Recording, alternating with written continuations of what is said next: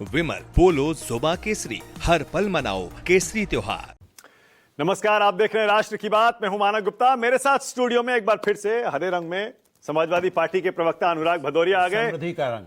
कौन सा रंग? देश की समृद्धि का रंग। ओके, अनुराग भदौरिया आ गए। बाकी मेहमानों से परिचय भी कराता हूं, लेकिन आपको बता दूं, आपने शायद देखा भी होगा न्यूज 24 के टीवी पर और सोशल मीडिया प्लेटफॉर्म्स पर, इंटरनेट पर, हमारी वेबसाइट पर कि अब संसद में डिबेट शुरू हो गई है। आज का दिन है वंदे मातरम के लिए। जाहिर है राज्यसभा में भी इस पर 10 घंटे की बहस होगी। उसके बाद एसआईआर पर भी संसद में बहस होनी है अगले 2 दिन। लेकिन आज वंदे मातरम पर क्या जोरदार बहस हुई है। लोकसभा में बहस की शुरुआत की प्रधानमंत्री नरेंद्र मोदी ने, और उसके बाद कांग्रेस के सारे पुराने नेताओं से लेकर आज के नेताओं को भी घेरा। नेहरू जी पर आरोप लगाया। प्रधानमंत्री ने कहा मुस्लिम लीग के दबाव में वंदे मातरम के 2 टुकड़े कर दिए गए और हमारी सांस्कृतिक विरासत, हमारी पहचान से समझौता किया गया। जवाब में कांग्रेस की तरफ से गौरव गोगोई बोले, अखिलेश यादव बोले, और फिर प्रियंका गांधी जब बोलने आई थोड़ी देर पहले, तब प्रियंका गांधी ने भी खूब तीर चलाए। प्रियंका गांधी ने यहां तक कहा कि इस पर बहस की जरूरत ही क्या है। 150 साल पहले वंदे मातरम लिखा गया था, वो आज भी गाया जा रहा है देश में, आज भी हमारा राष्ट्रीय गीत है, और जाहिर है उसका सम्मान उतना ही है जितना राष्ट्रगान का है। इस पर बहस की जरूरत क्या है। लेकिन अगर आप चाहते हैं बहस हो तो ठीक है, फिर बहस हो जाए। प्रधानमंत्री मोदी ने जो तीर चलाए, प्रियंका गांधी ने क्या क्या जवाब दिया, जरा मोटे तौर पर पहले आपको बता दूं, सुनवाता भी हूं। पहले बता दूं प्रधानमंत्री ने क्या कहा। पीएम ने कहा 1905 में जो वंदे मातरम गांधी जी को राष्ट्रगान के रूप में दिखता था, पिछली सदी में इसके साथ इतना बड़ा अन्याय क्यों हुआ। वो कौन सी ताकत थी जिसकी इच्छा बाबू की भावनाओं पर भारी पड़ी। बंकिम चंद्र चटर्जी की बात हो रही है, जिन्होंने हमारा राष्ट्रीय गीत वंदे मातरम लिखा था 150 साल पहले। फिर पीएम कहते हैं मुस्लिम लीग के विरोध की राजनीति थी। 1937 में जिन्ना ने वंदे मातरम के खिलाफ नारा बुलंद किया था। नेहरू तगड़ा जवाब देते, मुस्लिम लीग की निंदा करते, लेकिन उल्टा हुआ।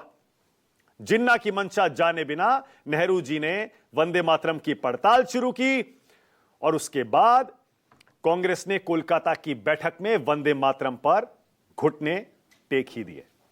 क्या बोले प्रधानमंत्री? प्रियंका गांधी ने क्या जवाब दिया, जरा पहले वो सुनिए। मोहम्मद अली जिन्ना ने लखनऊ से 15 अक्टूबर 1937 को वंदे मातरम के विरुद्ध का नारा बुलंद किया। फिर कांग्रेस के तत्कालीन अध्यक्ष जवाहरलाल नेहरू को अपना सिंहासन डोलता दिखा। लेकिन इतिहास इस बात का गवाह है कि कांग्रेस ने मुस्लिम लीग के सामने घुटने टेक दिए और मुस्लिम लीग के दबाव में किया। और कांग्रेस का ये तुष्टीकरण की राजनीति को साधने का एक तरीका था। वंदे मातरम की जो सालगिरह पे आपने एक बड़ा कार्यक्रम आयोजित किया था, उसमें प्रधानमंत्री जी ने भाषण दिया।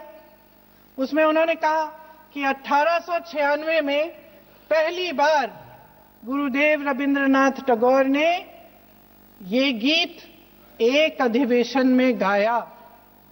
उन्होंने ये नहीं बताया कि क्या कौन सा अधिवेशन था। महासभा, हिंदू महासभा का अधिवेशन था, आरएसएस का अधिवेशन था। किस बात से कतरा रहे थे कि ये कांग्रेस का अधिवेशन था। इस चर्चा को प्रधानमंत्री जी ने शुरू किया।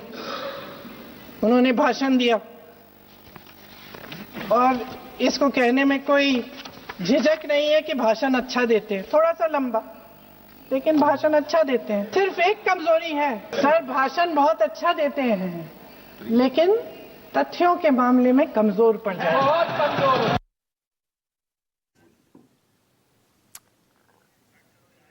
अब वंदे मातरम के बारे में आप जानते हैं, हमारा राष्ट्रीय गीत है। इसे गाना कहीं भी कंपलसरी नहीं होता है।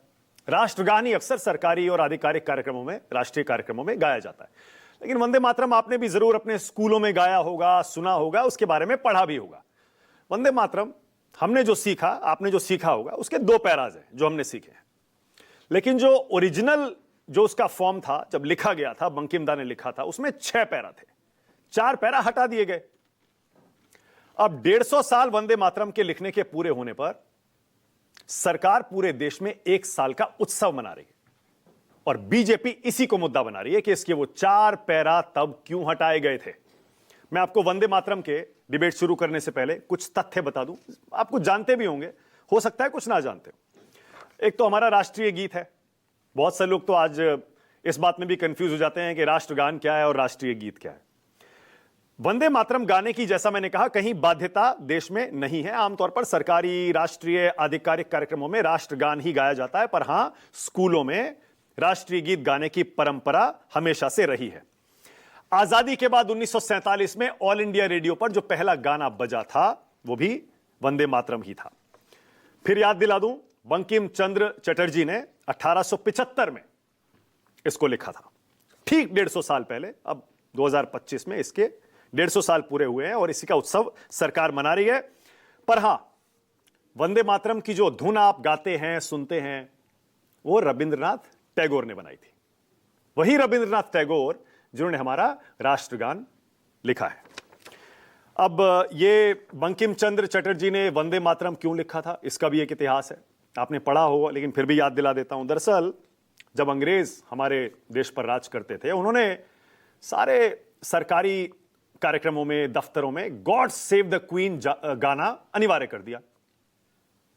ये इंग्लैंड की रानी की तारीफ में वहां एक गाना आज भी आपने सुना होगा, बजता है। तो बंकिम चंद्र चटर्जी गुस्से में आ गए और उन्होंने ये वंदे मातरम लिख दिया। 7 नवंबर 1875 वो एग्जैक्ट डेट है जिस दिन इसकी रचना हुई थी, 7 नवंबर 1875। और 1882 में ये बंकिम चंद्र जी के पहले उपन्यास आनंद मठ में ये छपा था। 1896 में, यह भी एक तथ्य है जिसका जिक्र प्रियंका गांधी कर रही थी, कि 1896 में सबसे पहले कांग्रेस के अधिवेशन में ही कलकत्ता में इसे गाया गया था। अब बंकिम चंद्र चटर्जी, पता नहीं आज की पीढ़ी जानती है नहीं जानती है, याद दिला दूं, जाने माने लेखक थे, साहित्यकार थे, बंगाली में भी लिखे, बांग्ला में लिखते थे, हिंदी में लिखते थे। 1869 में उन्होंने कानून की डिग्री भी हासिल की, बाद में डिप्टी मजिस्ट्रेट भी बने, पश्चिम बंगाल सरकार में वो सचिव भी रहे।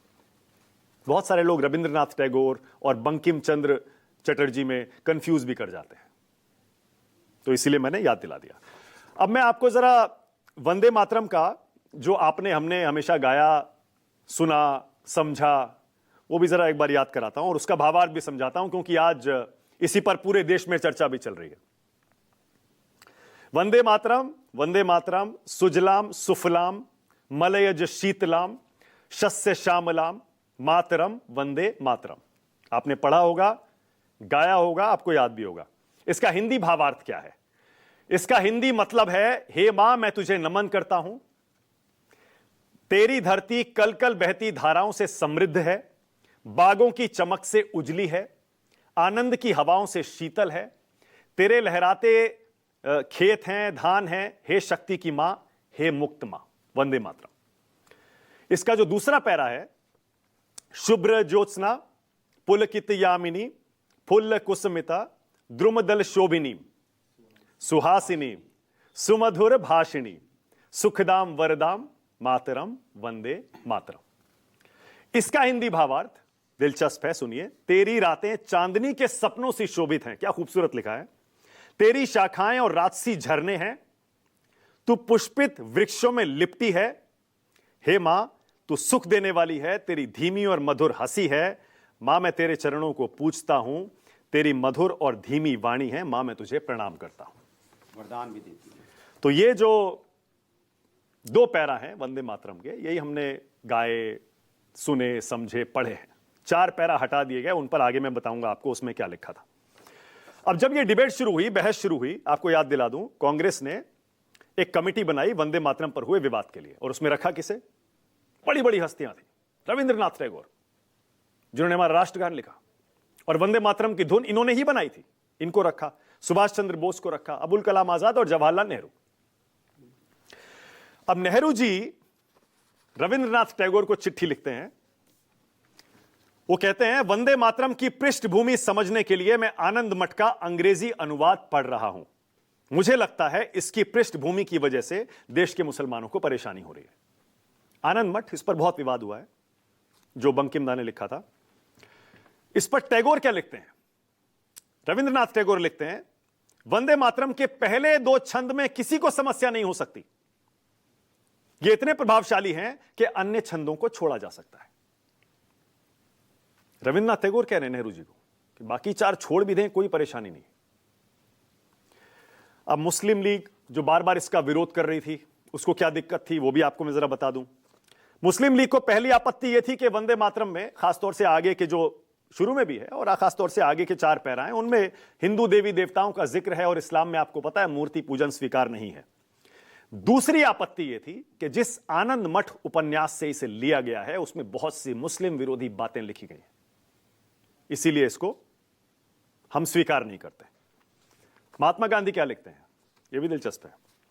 महात्मा गांधी कहते हैं, एक समय महात्मा गांधी लगता है ये मानकर चल रहे थे कि यही राष्ट्रगान हमारे देश का बनने वाला है, बन गया, इतना लोकप्रिय हो गया था ये। गांधी जी लिखते हैं, जहां अन्य राष्ट्रगानों में दूसरों के लिए अपमानजनक भावनाएं होती हैं, वंदे मातरम ऐसे दोषों से मुक्त है। कवि ने मातृभूमि की व्यंजना के लिए हर संभव विशेषणों का उपयोग किया है। अब हमें इसे साकार करने की कोशिश करनी है। मतलब वो शायद चाहते थे मन से कि यही राष्ट्रगान बन जाए, लेकिन जब विवाद हुआ तब गांधी जी क्या कहते हैं? वो कहते हैं, यह गीत धार्मिक पुकार नहीं है, राजनीतिक पुकार है। मुसलमानों को चोट पहुंचाने के लिए नहीं, के लिए इसका इस्तेमाल नहीं होना चाहिए। फिर अंत में 24 जनवरी 1950 को संविधान सभा में यह घोषणा की जाती है। आखिरी सेशन था और अध्यक्ष थे डॉक्टर राजेंद्र प्रसाद, जो हमारे पहले राष्ट्रपति भी बने। उन्होंने लिखा, घोषणा जो हुई उन्होंने ही की थी, उसमें कहा गया, रविंद्रनाथ टैगोर का लिखा जन गण मन राष्ट्रगान होगा।